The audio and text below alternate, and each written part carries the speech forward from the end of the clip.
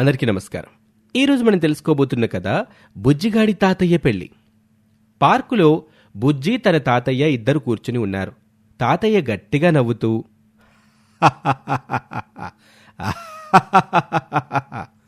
అంటూ పెద్దగా నవ్వుతాడు. ఎందుకు తాతయ్య అలా నవ్వుతున్నావు? ఎరా, నవ్వడానికి కూడా నీ పర్మిషన్ కావాలా నాకు? ఇంట్లో ఎలాగూ నువ్వు నీ పెళ్ళం నవ్వరు, అదేదో నవ్వు కూడా పన్ను కట్టాలన్నట్టు ఉంటారు. కనీసం నన్ను కూడా నవ్వనివ్వరా? మరేం చేయమంటావు తాతయ్య? పెళ్లి చేసుకున్న తర్వాత నా ముఖంలో నవ్వే లేదు, ఇంట్లో మా మధ్య మాటలు లేవు. అదేరా నేను చెప్పేది, మీకు ఓ బెడ్డో బీరకాయో బుడితే అంతా అదే సర్దుకుంటుంది. ఏంటి తాతయ్య సర్దుకునేది? సూట్ కేసులో బట్టలా? ఏమైందిరా మనవడా, ఒంట్లో ఏమైనా బలహీనత? చిచి, బలహీనత లేదు, రక్తహీనత లేదు. తన సైన్ నుండి ఆపరేషన్ కిట్స్కి కోఆపరేషన్ లేదు తాతయ్య. మరి నన్నేం చేయమంటావు? అదేరా నీతో వచ్చిన చిక్కు. చిన్నప్పుడు టాయిలెట్ వచ్చినా నాతో చెప్పేవాడివి, ఇప్పుడు అసలు ఏమీ చెప్పట్లేదు.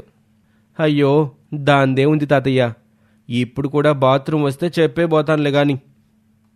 హే ముయ్యరా మేట్టకాయ మొహవాడా, అది కాదురా నేననేది. నీకు మనవరాలికి మధ్య ఇంత పెద్ద ప్రాబ్లం ఉందని నాకు చెప్పలేదెందుకని? నేనేమైనా ఒలింపిక్స్ని ఒంటి చేత్తో గెలిపించానే ఏంటి వచ్చి గర్వంగా నీతో చెప్పుకోవడానికి? అయినా మగాడి బ్రతికే అంతేలే తాతయ్య. ఎవరైనా ప్రెగ్నెంట్ అయితే ఆడవాళ్ళని అభినందిస్తారు గాని మగాడి కష్టాన్ని ఎంతమంది పట్టించుకుంటారు చెప్పు అంటూ బాధపడతాడు బుజ్జి. అరే సత్రకాయ్, ఆడవాళ్ళ కోఆపరేషన్ అనేది అడుక్కుంటే రాదురా, వాళ్ళ కనిపించాలి. ఏం చేసినా వర్కౌట్ అవ్వట్లే తాతయ్య. ఉదయం అసలు మా టైం టేబుల్ ఎలా ఉంటుందో చెప్తాను విను. అలా అని తన తాతయ్యకి ఒక ఫ్లాష్ బ్యాక్ సీన్ ఓపెన్ చేశాడు. ఉదయాన్నే లేవటంతో బుజ్జిగాడి భార్య ఇంట్లో పనులు చేసుకుంటూ ఉంటుంది. మరోవైపు ఉదయం టిఫిన్కి ఏర్పాట్లు చేసుకుంటూ ఉంటుంది. ఇంతలోనే బుజ్జిగాడు హాల్లోకి వస్తాడు. శ్రీమతి, నా బహుమతి, టిఫిన్ రెడీ అయిందా? వండి పెట్టడానికే కదా నేనున్నది, రెడీ అవ్వక చస్తుందా? మరెందుకు బంగారం ఆలస్యం, వడ్డించే. నేను వడ్డించాను బుజ్జి. ప్రతిరోజు ఉదయం 7 నుంచి 9 దాకా టిఫిన్ల హడావుడి. దాని తర్వాత ఎంగిలట్లు తోముకోవాలి, ఇంటి పనులు చేసుకోవాలి. పోనీ అక్కడతో ఆగుతుందా అంటే లేదే. ఆ తర్వాత లంచ్ ప్రిపేర్ చేయాలి. అది అయ్యాక మళ్ళీ తినడం, కడుక్కోవడం, మళ్ళీ రాత్రి అవ్వడం. 8 నుండి 9 దాకా డిన్నర్ ప్రిపేరింగ్, ఈటింగ్. నా బ్రతుకు ఈ ఇంటి పని మనిషి బ్రతుకైపోయింది. అబ్బబ్బా, ఏం యాక్ట్ చేస్తున్నావే? ఉదయాన్నే లేచి పనులు చేసుకోలేకపోతున్నానని ఇల్లు వాకిల్లు తుడడానికి పని మనిషిని పెట్టించావు.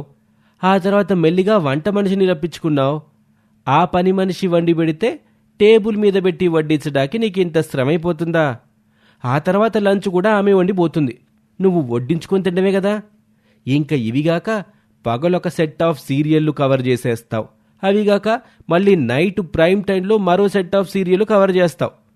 ఇవన్నీ అవుతుండగా నేను వస్తాను, ఇంత వడ్డించుకొని తిని పడుకుంటాను. ఇందులో నువ్వు చేస్తున్న సేవేముందే, ఇస్తున్న కలరింగే తప్ప. అంతేనండి, మీకు మా ఆడవాళ్ళ కష్టాలేం అర్థం అవుతాయి? చీచి, ఇంత అర్థం చేసుకుని మొగుడు దొరికాడు నాకు. నాతో 6 రోజులు మాట్లాడుకు బుజ్జి అంటూ అలిగి గదిలోకి వెళ్ళిపోతుంది. దాంతో ఫ్లాష్ బ్యాక్ అయిపోతుంది. అది తాతయ్య, నీ మనవరాలు చూసే సీరియల్సే కాకుండా నాకు ఇలాంటి సీరియల్ ఒకటి రెగ్యులర్గా చూపిస్తూ ఉంటుంది.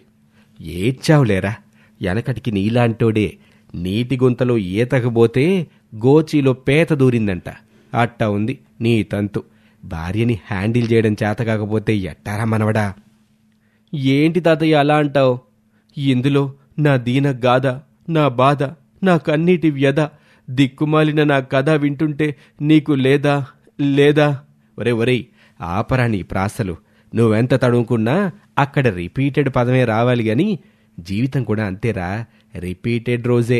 అయినా పెళ్లి చేసుకున్నాక పెళ్ళాన్ని అర్థం చేసుకోవడం ఒక ఆర్టురా. అది నీకు తెలియాలంటే నీకన్నీ దగ్గరుండి చూపించాలి. కాబట్టి నీ సంసారం బాగుపడ్డానికైనా నేను మళ్ళీ పెళ్లి చేసుకుంటానురా బుజ్జి అని తాతయ్య అనగానే బుజ్జి షాక్ అయ్యాడు. తాతయ్య, ఏం మాట్లాడుతున్నావు? నీకు పెళ్ళేంటి? అదేమిట్రా, నాకు 21 ఏళ్ళు నిండాయి కదరా. చట్ట ప్రకారం పెళ్లి చేసుకోవడానికి సరిపడా వయసు నాకు వచ్చిందిగా. నీకు 21 దాటి 60 ఏళ్ళు అయిందిలే గాని అసలు నీకు ఇట్టంట ఆలోచన వచ్చిందేంటి తాతయ్య? ఒరేయ్, 20 దాటితే ఏంటి 60 దాటితే ఏంట్రా, నాకు అమ్మాయినివ్వడానికి మనుషులున్నారు. ఎవరు వాళ్ళు? ఇంకెవర్రా, పిల్లనిచ్చేవాళ్ళు మా అత్తామామలు. ఓహో, నీ వంశవృక్షం నాకొద్దు గాని ఇప్పుడు పెళ్లి చేసుకుని ఏం చేస్తావు? నేనేమీ చెయ్యనురా, అయినా నాకు పెళ్ళంటే నీకు కుళ్ళొచ్చేస్తుంది కదరా మనవడా. అయినా వయసులో ఉన్న మనవన్ని పక్కన పెట్టుకొని పెళ్లి చేసుకోవాలనుకోవడానికి సిగ్గులేదా? వయసులో ఉన్న నువ్వు ఈ తాతయ్య చేతిలో ఒక మనవన్ని పెట్టలేకపోతున్నావుగా మరి. అందుకే నేనే పెళ్లి చేసుకొని ఒక బిడ్డని కనాలనుకుంటున్నాను. పిల్లలతో ఆడుకోవాలనుందిరా అని అనగానే బుజ్జి షాక్ అవుతాడు. తాతయ్య, ఎక్స్పీరియన్స్తో చెప్తున్నాను, పెళ్లి ఆరోగ్యానికి మంచిది కాదు. ఏడ్చావు. సెల్ ఫోన్ వచ్చి గ్రామ్ఫోన్కి నీతులు చెప్పినట్టుంది. నువ్వు చేరిన భర్త అనే కోర్సులో నేను పీహెచ్డీ చేశాన్రా. నువ్వేంట్రా నాకు చెప్పేది? తాతయ్య, నువ్వు పెళ్లి చేసుకోవడానికి నేను ఒప్పుకోను. బోడి నీ ఒప్పుకోలు ఎవరికి కావాలరా? నువ్వు పెళ్లి చేసుకుంటే నేను ఒప్పుకున్నా కదా, అందుకే నా పెళ్లికి నువ్వు ఒప్పుకో మర్యాదగా. తాతయ్య, అది వేరు ఇది వేరు. వేరు లేదు కొమ్మ లేదు. నేను పెళ్లి చేసుకుంటాను, పిల్లల్ని గంటాను, నీకు బుల్లి బాబాయిని గిఫ్ట్గా ఇస్తాను. అయ్యో తాతయ్య తాతయ్య తాతయ్య, అన్నిసార్లు ఎందుకురా పిలుస్తావు? ఇక్కడే ఉన్నా కదా.